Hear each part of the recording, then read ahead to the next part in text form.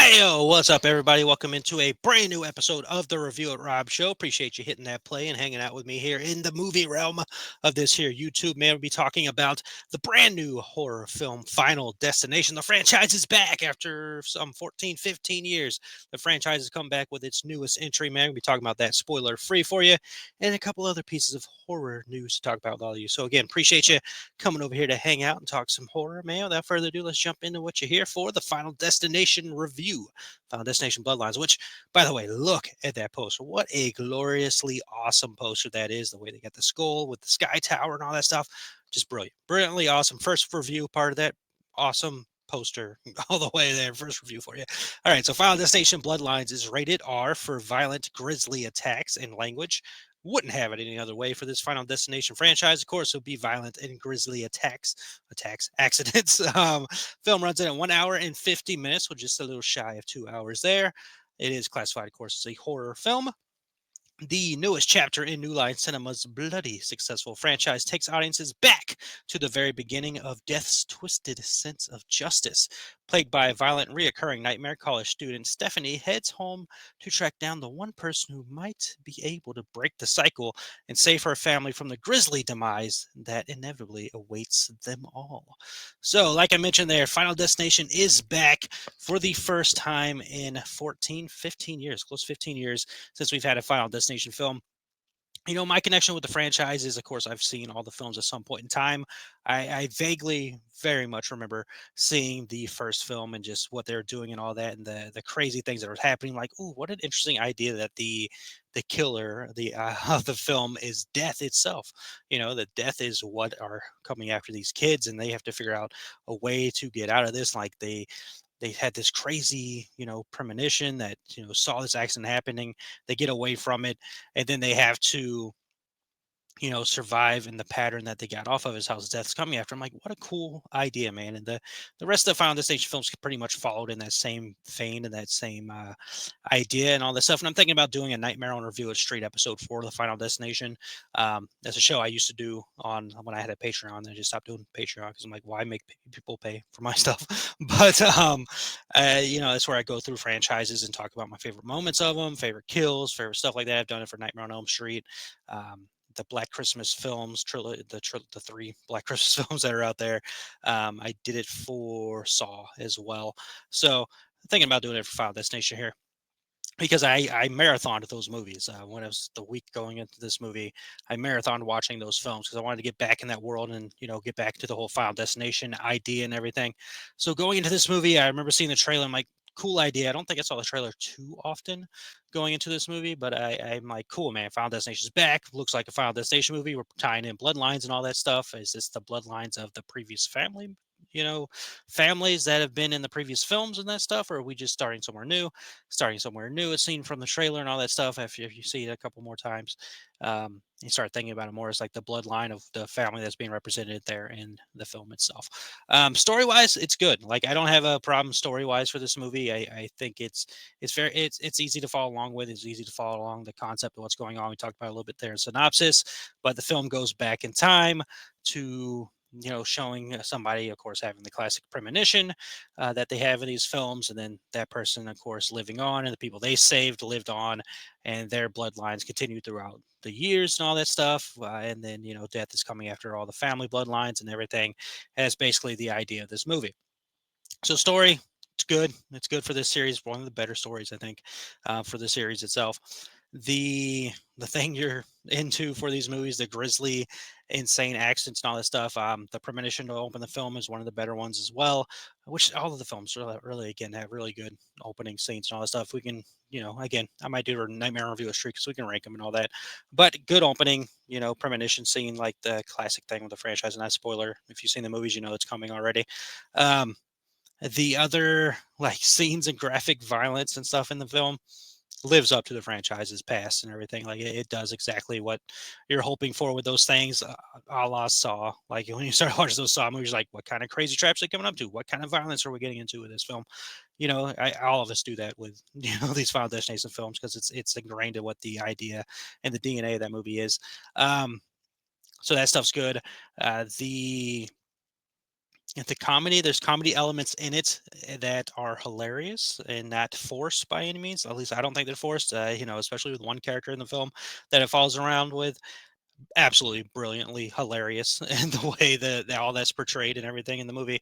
That's good stuff in there as well.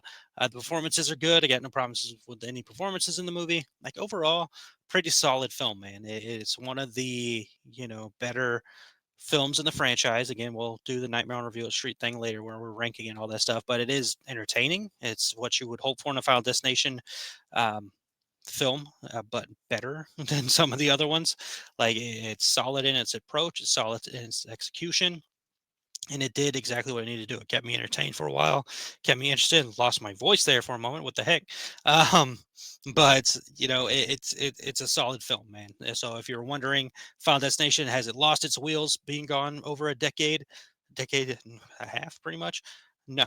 It has not lost its wheels. It's very knows what it is. Very much what it's supposed to be, and again, very much lives up to the better films of the franchise, as opposed to the other films of the franchise, man. So for me, had a great time with that movie. Absolutely enjoyed it. Can't wait to watch it again. And all that stuff. Be on the lookout. We'll have a Nightmare on Review Street. I've talked myself into it because I'm not doing enough shows.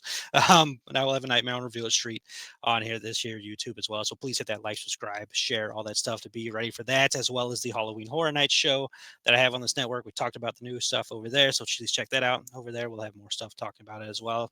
Into the Fog with Wolfman Rob on this YouTube channel as well. But yes, overall, Final Destination. Actually, let's go back, man.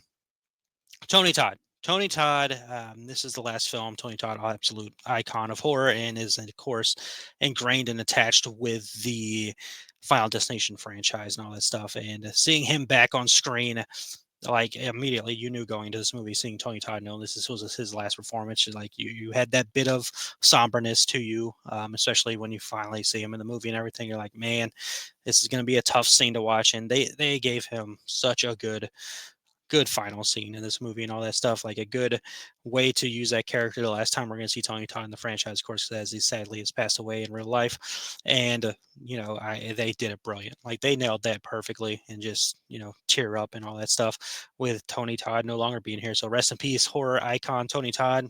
Amazing actor, great, and pivotal part to the Final Destination franchise itself, man. So I had to do the shout out for Tony Todd there. No credit scenes for the movie whatsoever. They have some fun stuff kind of going on in the credits with like images and everything, but no, and of course, in memory Tony Todd in there, but no final credit scenes or anything like that, which the franchise has never really done that. The openness of continuation. Yes, there is a possibility of continuing with the franchise, and all of the films have kind of sort of connected. Well, again, we'll talk about this on Nightmare Review Street, but the they're going to do more movies. Of course, this film is the highest opening of the franchise, so yeah, they're gonna they're gonna do another Final Destination film. It's only a matter of time for they decide to go ahead and announce that. But overall, man, going back to it real quick, I enjoyed this movie a good bit. I thought what they did is very well done, very well delivered, and not a moment of boredom in that film, not a moment of what this is ridiculous or this is stupid or this doesn't look good or anything like that, man. Like as a film fan and as a fan of horror films in general, I had a good time with this movie, man. So, Final Destination, I saw it in RPX as well at the Regal. Got the shaky seats and all that stuff and stuff was going on. Love it. Love it. Not like insane 4DX stuff. Like I would gladly do a 4DX, especially for film like this, but I don't think I have one by me. But the RPX is good, man. Loud, seats rattling, all that stuff. Good time, man. So Final Destination, two very enthusiastic thumbs up for that film, man. Let's see, two things of news to talk about. Both involve horror. Real quick, we'll talk about Megan 2.0, which will be coming to theaters later this year in June on the 27th. My birthday. Hope you have your presents ready for me, which can, hey, a great gift would be to like, subscribe, and share the channel, man. Like that's easy enough. Doesn't even cost you money, man. Doesn't even really cost you too much time. You watch, the thing for like 30 seconds or a minute so you get the view. Hit the like, helps the channel, helps me, and all that stuff, man. So hey, think about it. That's a good birthday gift. But Megan 2.0 has officially been rated. The film is following kind of sort of in the footsteps of Megan 1.0, the first film, as it was rated PG-13 for violent content and terror with some strong language and suggestive references. Megan 2.0 is also PG-13, but this time it is for strong violent content. So not violent content like the first film, strong violent content, bloody images, some strong language. So some strong languages back there. Bloody images was not part of the first one, so we're getting bloody in this movie. It sounds like. Sexual material, no idea what that is. That's interesting. And then brief drug use. So there you go. Also to note, Megan, the first film, while it was rated PG-13, they did release an unrated version on Peacock. Not too long, like once it hit the streaming time, it was unrated. So we'll see if they do unrated for Megan 2.0 at a later time on Peacock as well. But that's on the way, and I'm very excited about that movie, man. I love that first movie to death. Like that's easily became one of my favorite horror characters, and I'm very excited that this movie's coming out. Not just because it's on my birthday, man. It looks like it's fun. Looks like it's gonna be a good, entertaining time. They've changed up the vibe a little bit. Like the first film was more, horror and all that stuff. This film is going crazy, and I love it for what it's doing over there. I love the crazy that it's heading into, and all that stuff, man. So I'm on board for it, and couldn't have wished for a better birthday film for me, man. So June 27th, be sure to send me some Megan happy birthday gifts or something. I don't know, but gifts, not gifts. The gift would be liking, subscribing, and sharing the channel and all that good stuff. All right, and last thing to talk about here on this episode, also dealing with horror, is Tom Cruise. Tom Cruise is returning to horror after what I love of a film of his. We'll talk about that in a minute. But Tom Cruise is returning to the horror realm with a film called Deeper, which will be directed by Doug Liman, who did Edge of Tomorrow with Tom Cruise. He also did The Bourne Identity. He'll be directing the film. Chris McQuarrie, who's done a lot of work with Tom Cruise, of course, with Top Gun Maverick and all that good stuff. He is part of the rewriting of the script. This is a script that's been in process since like 2016 and all that stuff. Tom Cruise will be starring in the film alongside Tom Cruise will be Ana de Armas with him. So two very talented people doing this film. I like that. Deeper, we don't know too much information about it other than the fact that it follows an astronaut who encounters a terrifying force while on a deep dive into a never before explored trench. Deep dive. So this is like we're going deep in the ocean, man. It says astronaut though, so I don't know. But I'm in. Like I'm in. I'm excited. I love Tom Cruise. Tom Cruise is easily one of my all-time favorite actors. Top two, man. Him and Andrew Garfield. I'll watch them do anything. And then Ana de Armas is great. Like she's fantastic. So those two in a movie together, easily signed up. You got Chris McQuarrie and Lyman behind it. Like, come on. Like this is going to be easy entertainment and fun and all that stuff. I mentioned Tom Cruise returning to horror. Of course, he did an interview with the vampire. He also did The Mummy in 2017, a film I am a huge fan of. I love that film. Like I know for some reason people hated that movie, and I wish people would go back and rewatch it and just give it a fair shake because so many people that I've run into when it comes to that movie is like, why wasn't Brendan Fraser back in it, man? Why would they do a Mummy movie without Brendan Fraser? And some of them didn't even know that the Mummy films existed before that, so it was already being unfairly judged and everything. And they're like, oh, it's too much action, but I dare say there's just as much action, if not more, in the Brendan Fraser film. So you're just being weird.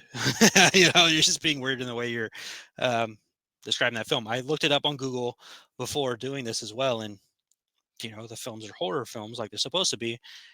The Tom Cruise one says horror, action horror, or adventure horror, or something like that, and then Brendan Fraser is action adventure. So what are we doing? What are we doing? The Mummy 2017 does very good job with horror. It does have action in it, very good action, got comedy in it. Like that's a solid film, man. I wish people would really go back and give that film another try. Sophia Boutella is fan flippin' tastic as the Mummy in the movie. Like I never understood the hate that film gets. Like I know the internet hates Tom Cruise because whatever, but um, they've started to love him ever since like the COVID thing happened, and then he came back around and he's been fighting big for movies and all that stuff, and seeing how much passion he has for films and all that stuff. People started turning around to love him. So I wish they go back and watch that freaking movie and give it the fair shake and love that it deserves because it does deserve a fair shake and love. Man, again, I absolutely adore that film. I adore that movie so much. Get the Funkos up there. Um, It's so freaking good, man. But yes, Tom Cruise is returning to horror with Ana de Armas beside him in the film Deeper. That's good news. Like that's fun, exciting news, man. And that's gonna do it for this one. Quick episode here. Mostly it might be how the show goes. I might just start doing reviews and like separate news videos. Who knows? The show's always growing and changing, like Walt Disney World with Disneyland and Disney stuff. Like it was always expected to progress and change and explore and all this stuff. We might do that with the show as well, man. Who knows? Disneyland did like a 70th anniversary, and it's on top of my mind with the videos I've been watching. Nonetheless, appreciate you hanging out with me. Gave you my thoughts on Final Destination Bloodlines. If you saw it over the weekend, let me know your thoughts in the comments. Be civil, be calm, be cool in the comments, and all that stuff. We don't accept, negativity and hatred and all that. People can like whatever movies they want to freaking like. And then we talked Megan 2.0's rating and Tom Cruise returning to horror, man. So, as always, like to remind you that you matter, you are important, you are incredible. Trust yourself, believe in yourself, chase your dreams, treat love, put love out in the world, put positivity out in the world, and it'll come back to you in full fold.